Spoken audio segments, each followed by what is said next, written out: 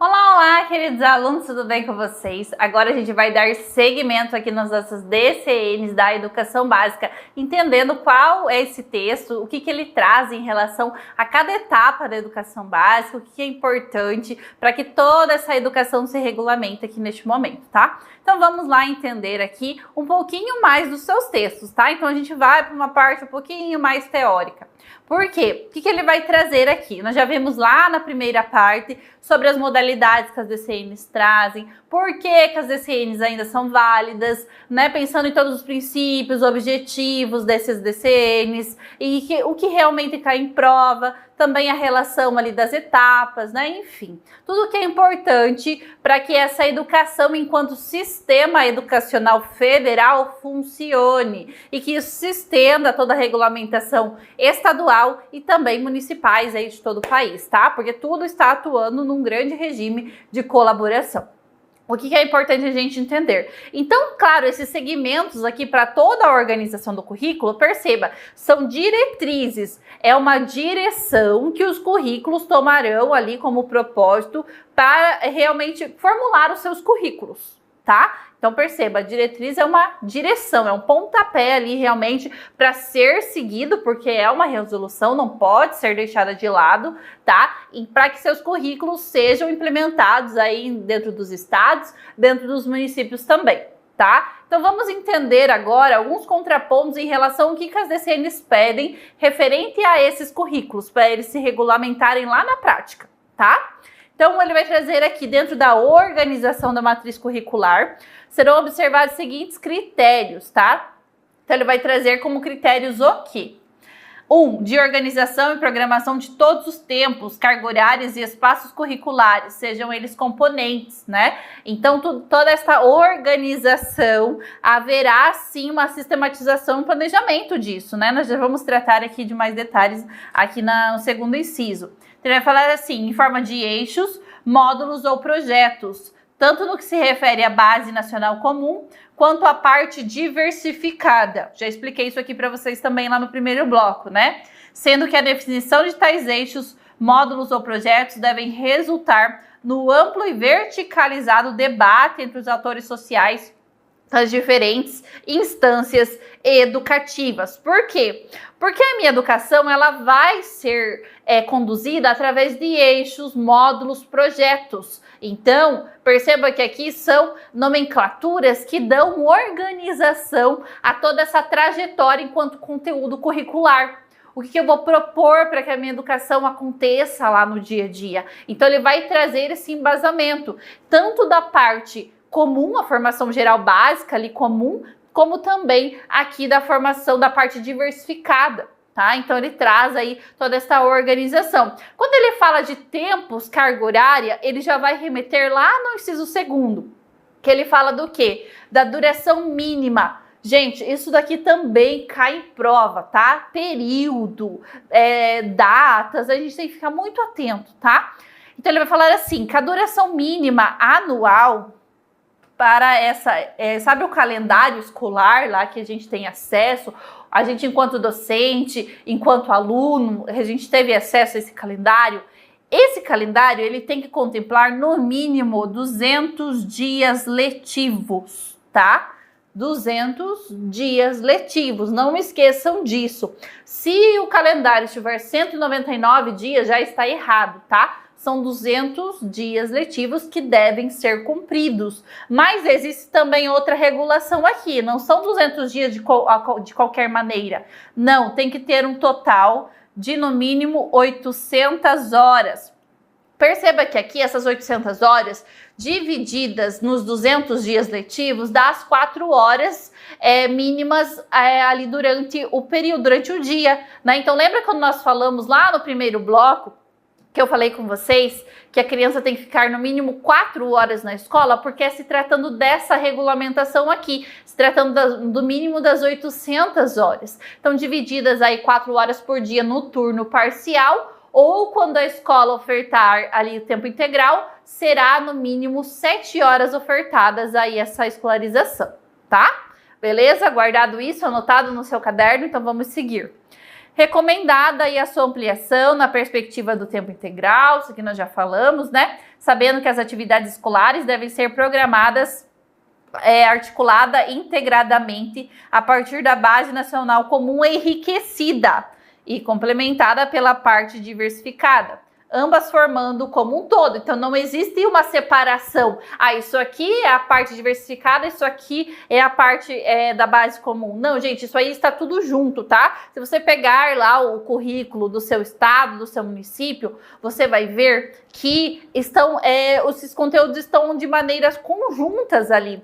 A única coisa que hoje, já trazendo um pouco de atualização para vocês, então, por exemplo, aqui no estado do Paraná, nós temos lá o código, por exemplo, o objetivo que eu quero atingir com o meu aluno, né? Dentro da minha tabela lá de conteúdos, eu tenho os objetivos. Esses objetivos têm um código que corresponde a cada etapa da educação básica. Então, por exemplo, do ensino fundamental, lá vai ter EF, aí vai ter lá o código alfanumérico referente àquele objetivo, né? Então, cada objetivo tem esse código. Quando o código é da parte diversificada, você pode perceber isso no seu currículo, vai estar ali no início a nomenclatura do estado, no caso aqui no Paraná, PR. Então, daí PR e o código alfanumérico daquele objetivo. Por quê? Porque faz parte toda a parte diversificada aqui do currículo, tá? Então, tem essas diferenças que a gente consegue, por mais que ele fale aqui que é um todo, é um englobado de conteúdos como um todo mesmo, porque eles funcionam de forma conjunta, mas a gente consegue perceber essas separações só para você entender isso aqui na prática mesmo, como funciona, tá? Mas a ideia é que tudo funcione de forma conjunta, né? Até porque a gente não vai tratar de um conteúdo isolado. Geralmente a gente está ligado a vários objetivos lá em sala de aula. Aqui, gente, já no quarto, passando aqui no quarto inciso, o que ele vai dizer?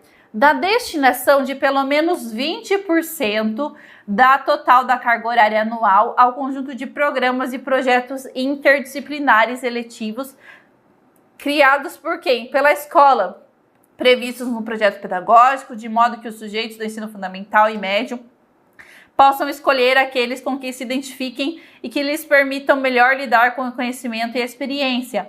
Tais programas e projetos devem ser desenvolvidos de modo dinâmico, criativo e flexível, em articulação com a comunidade e com a escola que esteja inserida. Então, são 20% dessa carga horária anual destinados a programas e projetos que realmente intensifiquem assuntos do cotidiano escolar daquelas crianças. O que é necessário?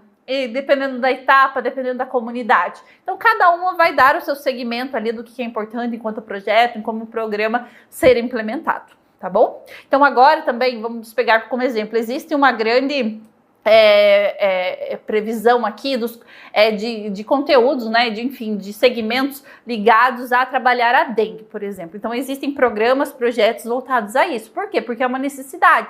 Então, perceba que aqui já está contemplando, de fato, um pouco aqui dessa ramificação em relação a esses programas e projetos, tá? Então, aqui, as DCNs vão falar que no mínimo 20%, tá?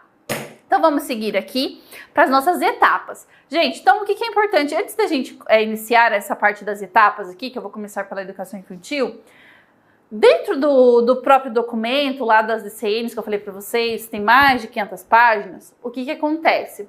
Ele vai trazer por cores as etapas. Então, ele vai trazer lá a educação infantil, o ensino fundamental, o ensino médio, depois ele vai falar das modalidades em específico, né? Educação especial, educação indígena, enfim, todas aquelas que nós abordamos. O que é importante? Ele traz uma parte geral, que são diretrizes gerais da educação básica, dentro dessas etapas. Então, é como se ele desse ali uma introdução do que ele vai falar dentro de cada caderno das diretrizes curriculares nacionais, tá? Então, perceba, existe todo um texto elaborado dentro da parte geral das DCNs e existe todo um caderno já específico para cada etapa. Essa parte que nós vamos, que eu vou referir aqui com vocês, está na parte geral, tá? Depois, as DCNs do ensino fundamental, do ensino médio, a gente trabalha em separado, tá bom? Então, aqui é o que é importante, que está na parte geral das DCNs e que cai em prova, tá? Então vamos lá, já trabalhamos bastante educação infantil, né? Mas mais um pouquinho retomando alguns pontos com você. Sempre quando a gente falar de educação infantil, a gente vai falar aqui do desenvolvimento integral dessa criança, tá? Porque a prevalência é que a gente trabalhe sempre os aspectos físico, afetivo, psicológico, intelectual e social, tá? Então a criança ela vai entrar na educação infantil muitas vezes lá aos 0 e vai sair com 5 anos, tá? Claro que a idade obrigatória é a partir dos 4, como eu já abordei com vocês, mas a ideia é realmente eu trazer. Perceba, se eu vou trabalhar uma atividade com a criança lá de movimento, de música, eu estou trabalhando esse contexto físico, né? Os movimentos, a dança, enfim. Mas de alguma maneira, essa música também traz um atrelamento afetivo, que também trabalha o psicológico dessa criança, que de alguma maneira também está trabalhando o intelectual e a socialização também. Então, de alguma maneira, gente, tudo que a gente faz no dia a dia ali com as crianças na educação infantil, a gente acaba trazendo esses aspectos ali, mesmo assim, sem perceber na maioria das vezes, né? Então, sempre no convívio, ali no desenvolver das atividades, esses aspectos são trabalhados, eles estão dimensionados, sim, dentro de todo o currículo, para que isso seja contemplado. Então, sempre quando lembrar de educação infantil, lembrar de desenvolvimento integral da criança, tá? De acordo aqui com as nossas DCMs. Por quê? Porque aqui eu estou complementando a ação da família e da comunidade. Qual é o primeiro grupo em que a criança está inserida, que ela nasce ali? É o seio familiar, né? Então ali, essa família ela tem um papel essencial de cuidado ali no início, quando é bebê, atender as necessidades, e depois quando ela vai para a escola, todos os estímulos pedagógicos que ocorrem ali. Mas isso, a escola é uma complementação da ação da família e da comunidade em si, tá? É isso que as nossas DCNs vão dizer aqui. Algumas ênfases em relação às etapas eu vou trazer aqui para vocês. No caso aqui da educação infantil, ele traz o quê? 1. Gestão das emoções. 2. No desenvolvimento de hábitos higiênicos e alimentares. Olha quantas coisas importantes atreladas à educação infantil. Então, trabalhar as emoções, aqui a prevalência, né, que a criança ela não sabe ainda lidar com todas as emoções, raiva, como explanar isso, né? Enfim, tem toda a fase ali da criança, para quem já trabalhou com educação infantil sabe muito bem disso, que a criança tem uma fase que ela morde, né, principalmente ali naquela fase dos 2 a 3 anos. Então, como ensinar a criança a explanar essa emoção? Então, tem que ser gerindo isso mesmo, né? É isso que ele traz aqui. Desenvolvimento de hábitos higiênicos e alimentares. Então, a criança vai aprender a se alimentar, vai aprender a se limpar na educação infantil, né? Esse é um dos propósitos aqui. 3. Na vivência das situações destinadas à organização dos objetos pessoais escolares. Então, aqui toda a parte de organização, né, brinca, guarda brinquedo, enfim, né, os professores fazem isso muito bem, cantam musiquinha ao mesmo tempo que guardam, enfim, existe toda uma ludicidade aqui envolvida, né? 4. Na vivência de situações de preservação dos recursos da natureza, então sempre ensinando essa preservação da natureza com as crianças. 5. No contato com diferentes linguagens representadas predominantemente por ícones e não apenas pelo desenvolvimento da prontidão para a leitura e escrita, como potencialidades indispensáveis à formação do intelector cultural.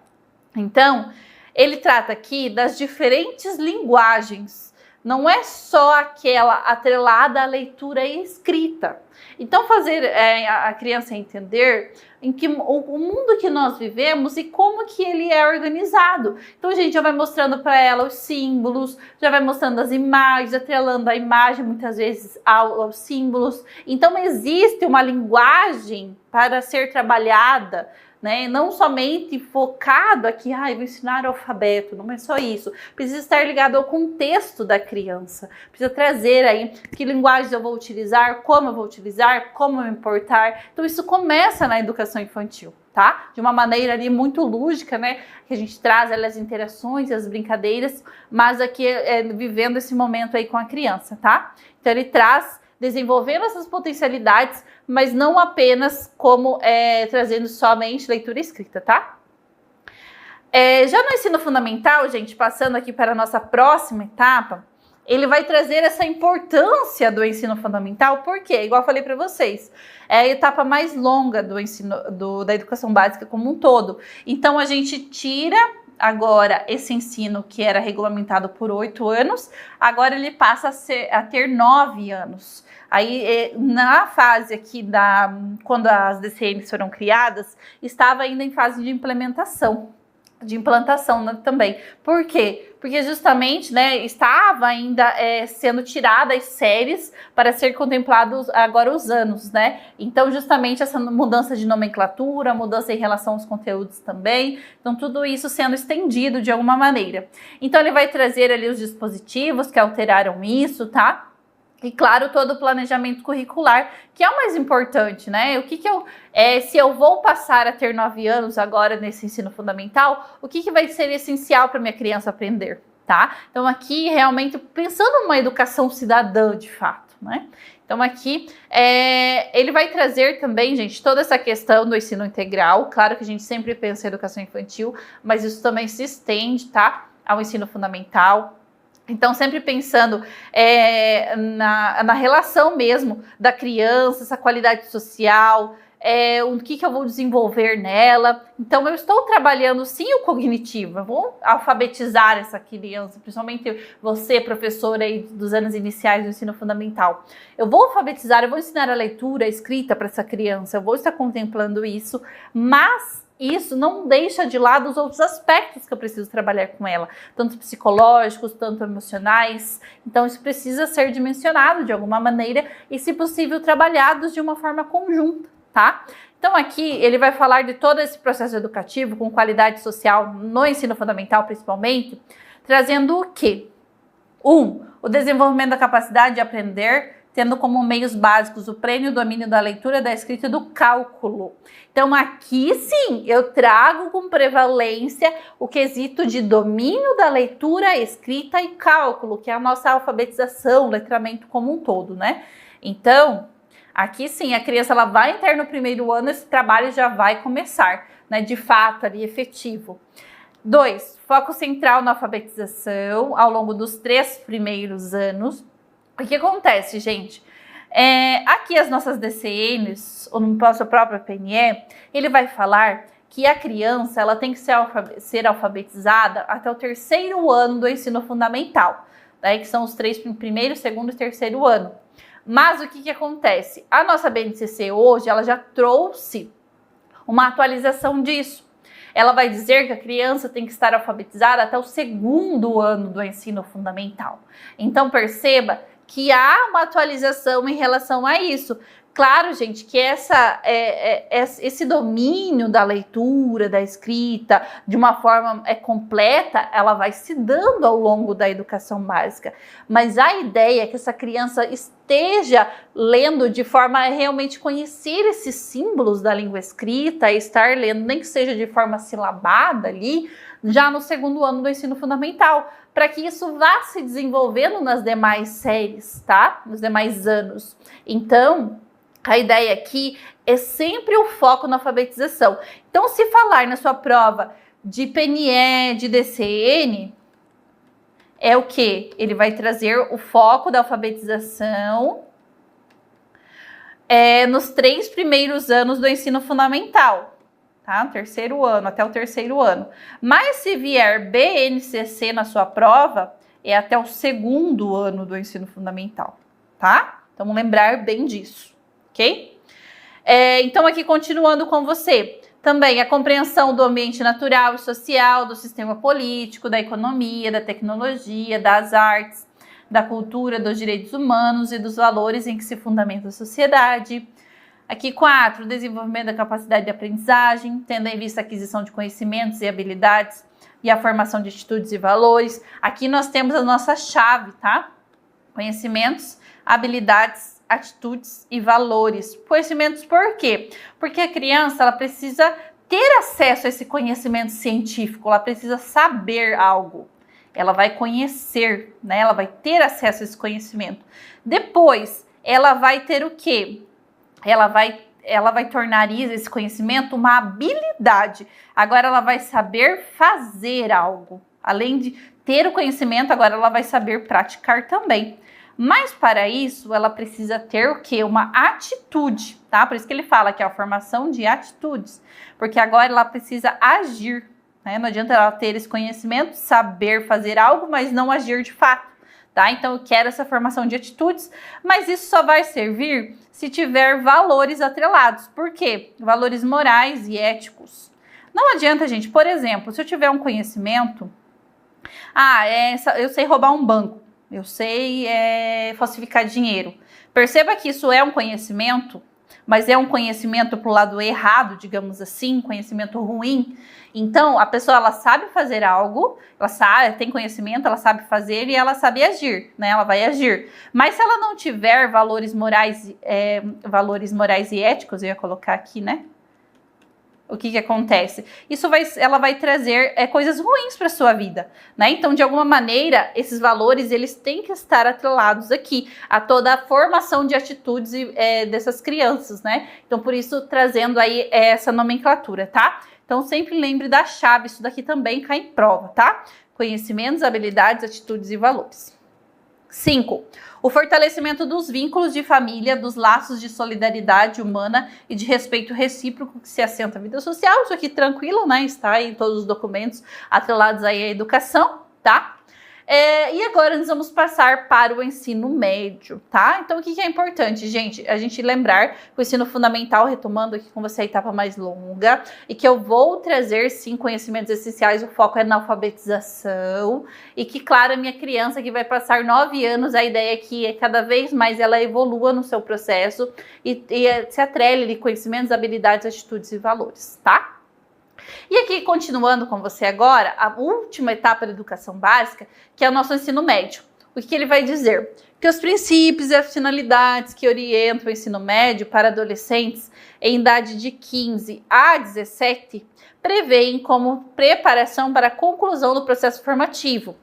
Então, há uma consolidação de tudo que já foi ensinado a essa criança, que agora é um jovem, né? E está ali, né, já é um adolescente. Então, como que isso vai se dar, tá? Perceba que aqui há uma consolidação de tudo que já foi aprendizado, já foi trazido ali para aquela criança ao longo daquela etapa ali da educação infantil e ensino fundamental, e agora vai se concretizando, né, se encaminhando aí um jovem para o mercado de trabalho também. Então ele vai dizer o que? De acordo com a nossa LDB, né?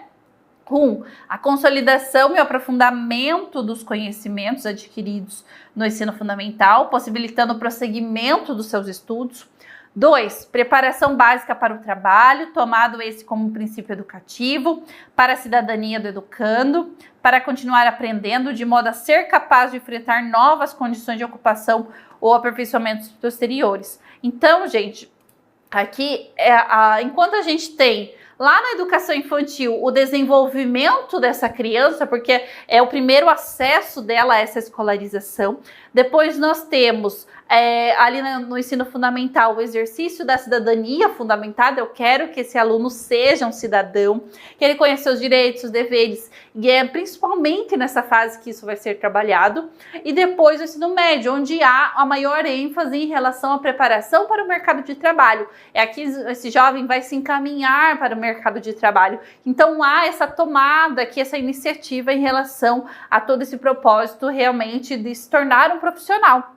Eu estou preparando um cidadão para que realmente ele tenha uma profissão e que de fato ele se aperfeiçoe e até continue os seus estudos, tá? Então cada um vai ter essa preparação para realmente seguir na sua vida, seja ali da preparação para o trabalho, seja estudos posteriores, seja no ensino técnico, enfim, né? Cada um vai ter o seu segmento, mas é na educação, no ensino médio que isso vai acontecer, tá? Aqui no 3 ele vai dizer assim: que o aprimoramento do estudante como um ser de direitos, pessoa humana, incluindo a formação ética e o desenvolvimento da autonomia intelectual e do pensamento crítico, tá? De alguma maneira, claro que isso está atrelado a toda a educação básica como um todo, né? Mas aqui o pensamento crítico bem colocado, porque aqui esse jovem, ele já sabe quem ele é, ele está pensando o que ele vai tomar de rumo para sua vida. Então há uma perspectiva muito saindo desse jovem para esse adulto agora, né, futuramente. Então há muitos processos que acontecem com esse adolescente neste momento. Então perceba que aqui Também essa constância em relação ao pensamento crítico, ela é muito importante, né? Aqui a maioria dos jovens já pode votar, então há todo esse atrelamento também, né? Essa autonomia intelectual, então isso é muito importante. Aqui no 4, a compreensão dos fundamentos científicos e tecnológicos presentes na sociedade contemporânea, relacionando a teoria com a prática. Então, sempre, gente, atrelando teoria e prática, tá? Pensando, claro, que o conhecimento teórico ele é importante, mas se alinhando à prática sempre, ok? Aqui, agora, nós vamos tratar de algumas modalidades em que as DCNs trazem aqui, tá? O que é importante para cada modalidade, mas é só uma revisão, tá, gente? Não é algo aprofundado de fato, tá? Então, o que a gente precisa levar e pode ser cobrado na sua prova em relação a isso? A EJA, né? A EJA é a Educação de Jovens e Adultos, é uma modalidade de educação que ele traz muito essa questão de superar as desigualdades. Né? Então, ele vai dizer assim, ó, tem sido considerada como instância em que o Brasil procura saldar uma dívida social. Então, é justamente isso, trazendo as populações que não tiveram acesso à escolarização ou pela própria questão ali de localização, de morar no campo, não ter escola próxima, ou seja pela própria desigualdade em relação à população mais pobres, que não tiveram acesso às escolas. Então agora ele traz isso mesmo, esse desígnio de saldar essa dívida social, trazer para que todos esses adultos tenham pelo menos essa educação básica atrelada aqui e consiga ter perspectivas de trabalho durante a sua vida, tá? Então, ó, ele vai falar assim, ó, que tem para com o cidadão que não estudou na idade própria, destina-se, portanto, aos que se situam na faixa etária superior a considerada própria, no nível de conclusão do ensino fundamental e do ensino médio, tá? Então, principalmente, os jovens que não concluíram o ensino fundamental e o ensino médio também, né? Então, a carência escolar de adultos e jovens que ultrapassaram essa idade tem graus variáveis, desde a total falta de alfabetização, que é a nossa maior problemática aqui, né? Passando pelo analfabetismo funcional, até a incompleta escolarização nas etapas do ensino fundamental e médio. Então, o que acontece? Nós temos o adulto, por exemplo, aquela avó, né? Por exemplo, a minha avó, por exemplo, nunca foi para a escola, mas ela sabe ler e escrever, mas porque foi aprendendo. O que acontece? Nós temos, principalmente, adultos, idosos, que nunca foram à escola, que nunca foram alfabetizados, que não sabem nada, digamos assim, em relação a esse código da língua escrita. Mas nós também temos os jovens, os adultos que são analfabetos funcionais, que nós chamamos. Então há diferença entre os dois. Por quê? O analfabeto completo, ele não sabe nada em relação ao código da língua. Se for pedir para ele escrever alguma coisa, talvez ele saiba o seu nome, enfim, né? Mas ele não sabe escrever uma frase, outras palavras. Mas nós temos também, em contraponto com esse analfabeto completo, o analfabeto funcional, que muitas vezes ele conhece os códigos da língua, ele sabe escrever ali algumas frases, enfim, posta lá no Facebook, sabe, né? Realmente entender como esse código da língua funciona. Mas quando para utilizar de uma forma crítica, escrever um texto, de repente fazer uma prova de concurso, ou realmente entender o sentido global de um texto, esse analfabeto funcional não vai conseguir, porque ele só decodifica essa língua, ele não entende a sua totalidade, então precisa aprofundar isso, tá? Então existe a diferença entre o analfabeto, né? Normal, e existe a diferença entre o analfabeto funcional, que é aquele que conhece os códigos da língua, mas de forma ainda muito superficial, tá? Então existem essas diferenças aqui.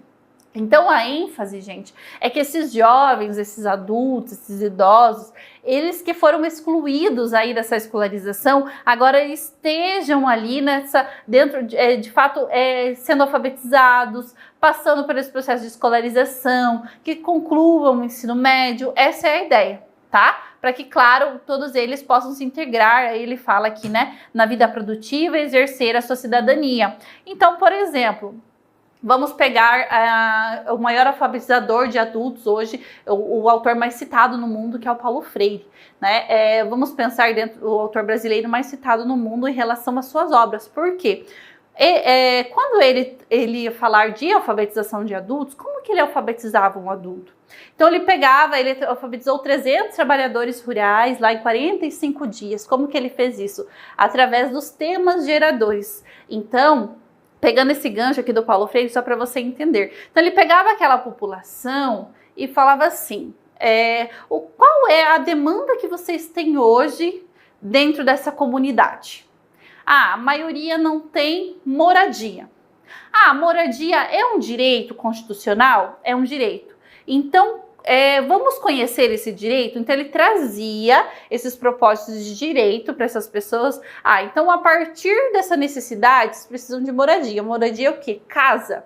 Como vamos escrever a palavra casa? Então, ele traz essa contextualização, alinhando o direito, alinhando a necessidade daquele povo com a alfabetização. Então, a partir disso, ele ia ensinando os sons, né? Como escreviam as palavras.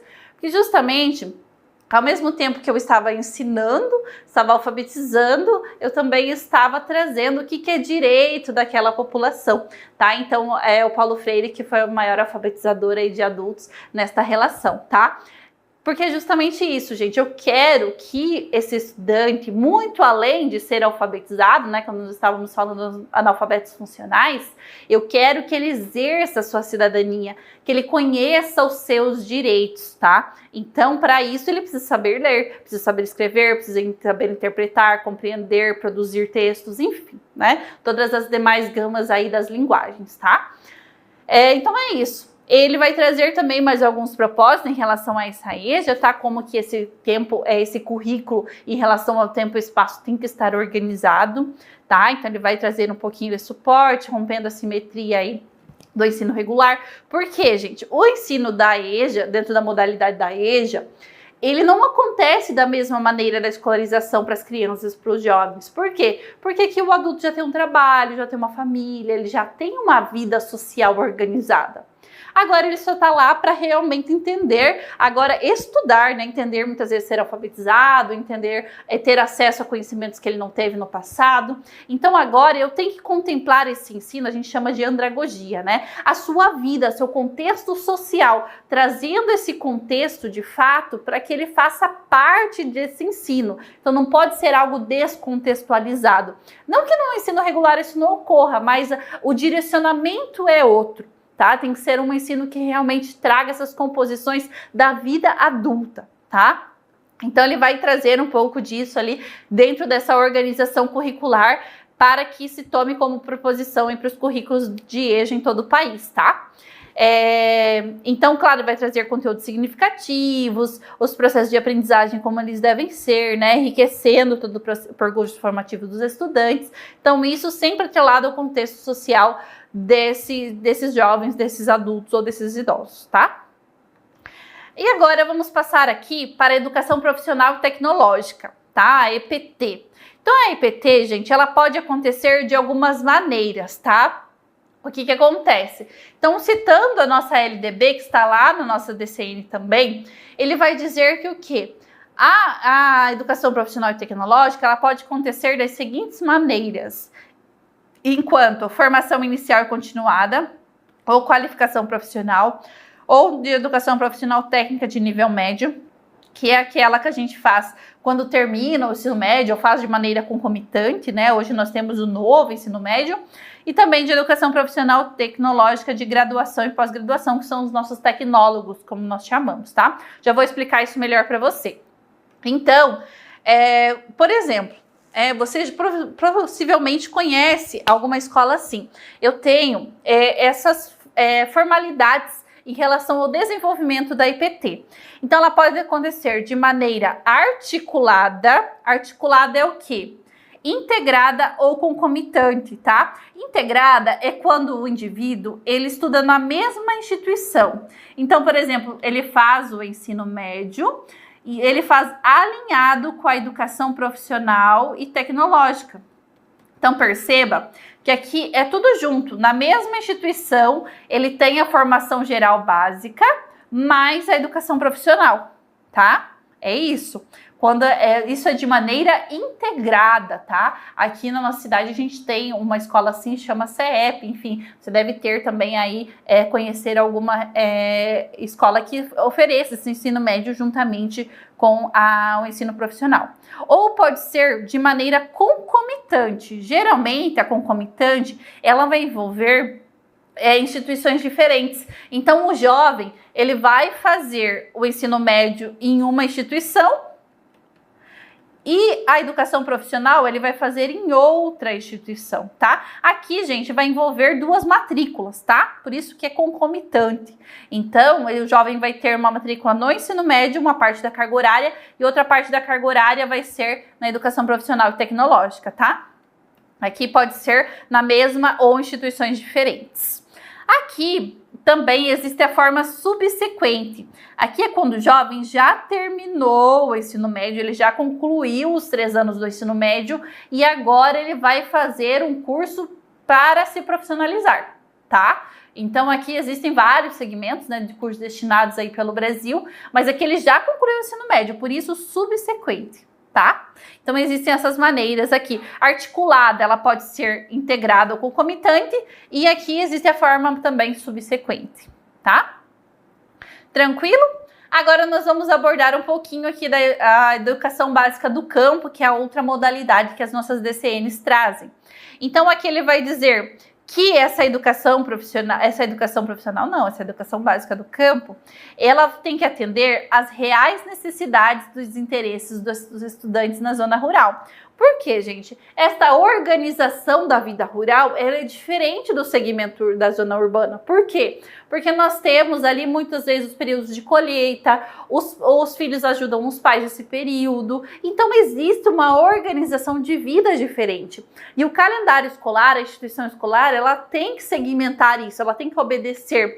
Qual é o período de plantio e colheita naquela região? Então, nesse período, a organização curricular, ela será diferente, tá? Em relação a essas crianças, porque eu tenho que atender às demandas desta zona rural. Ela tem que ter uma organização para que realmente isso se atente às reais necessidades desse povo, tá? Então, ele vai dizer também a organização escolar própria, tá? A legislação diz isso, que a educação do campo ela vai funcionar dentro da sua organização escolar própria, incluindo a adequação do calendário escolar, as fases do ciclo agrícola e as condições climáticas também, né? Nós temos regiões que chovem muito e fica impossível chegar na escola, enfim, tá? Em todo o país isso acontece de maneiras diferenciadas. No 3, adequação à natureza do trabalho na zona rural. Então, sempre, gente, adequado aqui àquela zona rural em específico, tá? É essa a previsão aqui em relação às nossas DCNs. E também ela vai falar da educação escolar indígena, tá? A educação escolar indígena, ela vai acontecer sempre num ensino intercultural e bilíngue, atrelando a língua materna daquele povo, tá? Por isso que requer uma prevalência, sempre uma especificidade desse povo, uma especificidade étnico-cultural, porque eu não vou tirar o que é cultural daquele povo, não vai ser ensinado, só vou trazer a escolarização como se fosse uma comunidade comum, né? Não, eu tenho que dar preferência, o que é cultural daquele povo. Por isso, gente, que a ideia é que seja a pessoa que seja professora ali dentro daquela comunidade indígena, seja de fato uma pessoa da comunidade. A preferência é essa. Claro que nem em todos os casos isso acontece, mas a preferência é que realmente seja alguém da comunidade que estude, né? Faça ali o seu curso superior e depois venha a trazer essa escolarização àquele povo, tá? Então, claro que há uma organização diferenciada, qual é a necessidade, qual é a demanda daquele povo, tem necessidade de educação infantil, tem necessidade de ensino fundamental, enfim, o que se precisa naquele momento. Então, atendendo essas necessidades da educação escolar indígena, ou tendo um olhar para isso, um olhar muito intercultural e bilíngue, porque eu vou trabalhar a língua materna, mas eu também posso trabalhar a língua portuguesa, porque ela está presente na sociedade, né? E muitos, nem todos ficarão ali naquela comunidade, vão querer estender os seus estudos, então há sim essa prevalência em ter esse ensino sempre bilíngue, tá? Essa é a ideia aqui da educação escolar indígena, ok? Então vamos lá, derrubei minha caneta aqui, vou pegar. Vamos continuar. Também, gente, a próxima modalidade é a educação à distância, tá? A educação à distância que nós vimos aí crescer muito nos últimos tempos, principalmente devido à pandemia, mas claro que antes ela já existia, né? Então aqui a ideia é o quê? Que essa educação ela vai acontecer mais de uma maneira em que haja meios e tecnologias de informação e comunicação, as nossas TICs, tá? Isso cai em prova também, tá, gente? Então, como que se fundamenta essa educação escolar, educação à distância?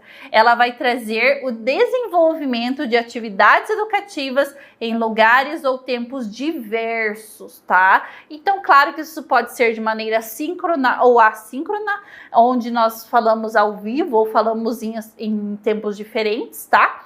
Mesmo assim, eu estarei falando de educação à distância. E, gente, hoje a maior prerrogativa que se tem na educação à distância é dentro da educação superior, tá? Mas ela também se aplica aqui à educação profissional e tecnológica e quando há situações de emergência também aplicados à educação básica, tá? Então, aqui pela própria pandemia, né, que foi uma situação emergencial, que se aplicou ali a educação à distância também, tá? Então aqui, mais claro, a nossa prevalência aqui é dentro da educação superior, também dentro do EJA existem alguns segmentos, tá? A educação especial e também a educação profissional e tecnológica de nível médio, dentro da modalidade à distância, tá? Ok? Tranquilo? Também existe a educação escolar quilombola, né, que é desenvolvida em unidades educacionais próprias, inscritas em sua terra e cultura, requerendo pedagogia própria em respeito à especificidade étnico-cultural de cada comunidade, formação específica do quadro docente, observados os princípios constitucionais, a base comum e os princípios que orientam a educação básica brasileira. Aqui, gente, essa foto eu retirei de uma reportagem que tem numa escola quilombola, onde a professora está trabalhando os contos infantis, as histórias infantis. Então, aqui ela traz, né, dá para ver que é uma escola diferenciada ali, né, toda a estrutura, que justamente estamos falando aí de uma educação escolar quilombola, tá? Então é isso, sempre respeitando a relação étnico-cultural, trazendo que a cultura daquele povo mesmo, de acordo com sua terra, sua historicidade, sempre respeitando isso, e que de fato essa escolarização não seja deixada de lado, que essa educação sim traga propósitos de desenvolvimento a toda aquela comunidade. E agora nós faremos algumas questões para realmente consolidar o que nós abordamos aqui ao longo da nossa aula, tá? Vamos lá então, pessoal. O que ele está dizendo aqui? De acordo com a resolução número 4 de 13 de julho de 2010, das diretrizes curriculares nacionais, o ensino fundamental é uma das etapas da educação básica. A cada etapa da educação básica pode corresponder uma ou mais modalidades de ensino. Estão entre essas modalidades quais? Então vamos lá. O que a gente tem que guardar aqui neste momento? Nós falamos lá no primeiro bloco um pouco sobre essas modalidades no artigo 27, né? Então, ó, quando a prova trouxer níveis, vamos revisar isso daqui que eu já tratei com vocês. Níveis, estou falando de educação básica e educação superior, ok? Ensino superior. Tranquilo? Quando ele tratar de etapas, eu estou falando de educação infantil, de ensino fundamental e de ensino médio. Mas quando ele estiver falando de modalidades, quais são as modalidades dispostas nas DCNs? Lembra que eu falei lá no primeiro bloco que eram 6? E aqui nós retomamos, né, que eu falei um pouquinho de cada. Então, qual que é? EJA, Educação Especial, Educação Profissional e Tecnológica, EPT. Depois nós temos a educação do campo, depois a educação escolar indígena e depois a educação à distância. Tá? Aqui nas nossas DCNs nós temos 6, tá? Mas além dessas que estão sendo citadas aqui nas DCNs, lá no artigo 27, gente, ela não trouxe a educação escolar quilombola, mas ela também está na DCN, tá? Então, a educação quilombola também é uma modalidade. E também faltou a educação bilíngue de surdos, tá? Que de alguma maneira está implícita aqui nas nossas DCNs na educação especial, tá? mas hoje existe uma modalidade só para ela. No total são 8, mas escrita dentro do artigo 27 lá são 6, tá? Isso aqui eu já fiz com vocês. Então o que acontece? Então ele tenta confundir você com modalidade, com outras questões, tá? Então, ó, educação especial e alfabetização científica e digital. A alfabetização científica e digital é modalidade? Não, não é modalidade, né? O foco ali da alfabetização é no ensino fundamental que nós vimos, mas não tem nada a ver, não é modalidade. B, educação especial e educação de jovens e adultos. Opa, aqui já vejo, né? Uma possível gabarito. Vamos ver as demais. C, educação infantil e educação de jovens e adultos. Educação infantil é modalidade? Não, né, gente? É o quê? Etapa. Então, já vamos eliminar essa daqui. D, educação profissional e tecnológica e alfabetização, EPT, é modalidade, mas alfabetização não. E, educação profissional e tecnológica e educação infantil é modalidade? Não, é etapa. Então, ele pediu o quê? Modalidade, lá no início da questão. Então, nós já temos o nosso gabarito, né? Que está bem corretinho aqui lá na letra B. Educação especial e EJA, educação de jovens e adultos. Beleza? Uma questão simples dessa, gente. Tem gente que erra, por quê? Porque justamente não estudou quais são as diferenças entre níveis, etapas e modalidades, tá? Então, aqui, agora, a partir desse momento, você não vai errar mais nada. Vamos fazer nossa próxima questão.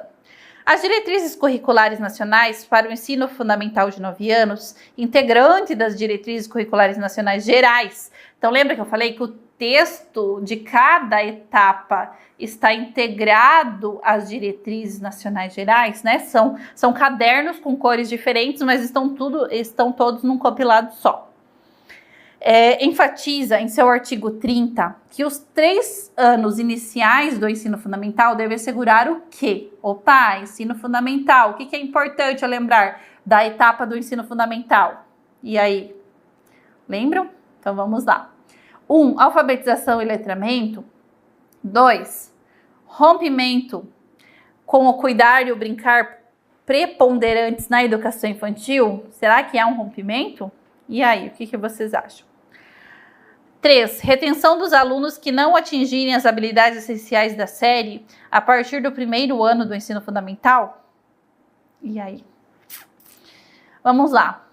Qual é o foco do ensino fundamental que as nossas DCNs trouxeram ali quando eu trabalhei com vocês? O que a gente já vai começar a fazer logo nos primeiros anos com a criança?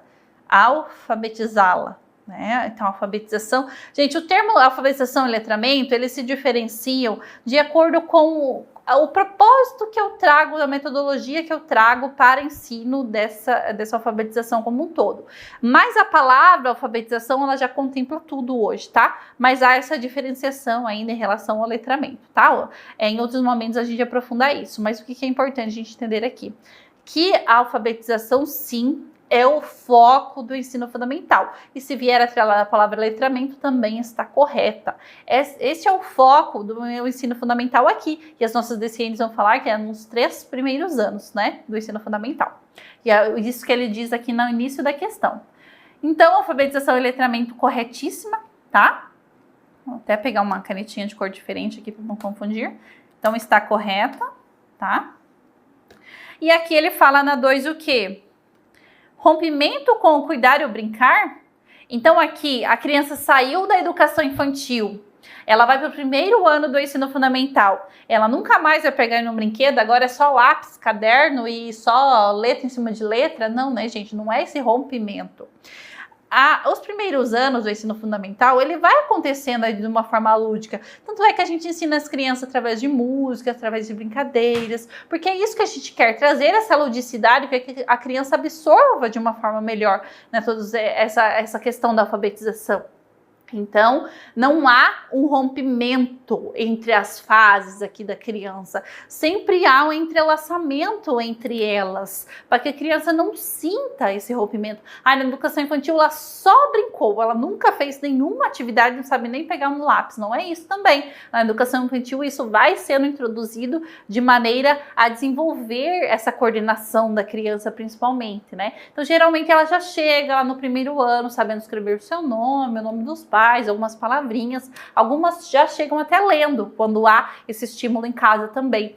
Então, perceba que aqui, esse cuidar, esse brincar, ele não vai ser rompido, tá? Por isso que aqui está errado, tá? Não há esse rompimento. Tá? Na verdade, não há esse rompimento em nenhuma fase. Porque a criança vai crescendo, ela vai deixando de se interessar por alguns brinquedos, né? Então, isso vai sendo deixado de lado, principalmente lá nos anos finais do ensino fundamental, tá? Mas não que isso seja rompido de alguma maneira pela escola. 3. Retenção dos alunos que não atingirem as habilidades essenciais. E aí? Será que eu vou reprovar os alunos que não atingirem aí as habilidades essenciais da série a partir do primeiro ano? Então, eu vou reprovar? A ideia aqui de reprovação? Não, tá? A ideia é que esse aluno dê prosseguimento nos seus estudos. Retenção, gente, é o último dos últimos casos, tá? Aqui a ideia é que sempre essa criança se envolva e que haja sempre uma equipe para realmente tratar o que essa criança precisa.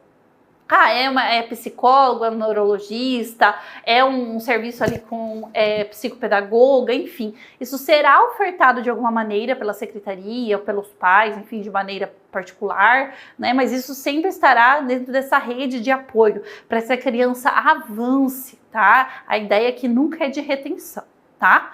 Então, por isso, nós vamos eliminar essa 3 também. Então, a única alternativa correta que nos resta é apenas né? A letra A, ok? Tranquilo?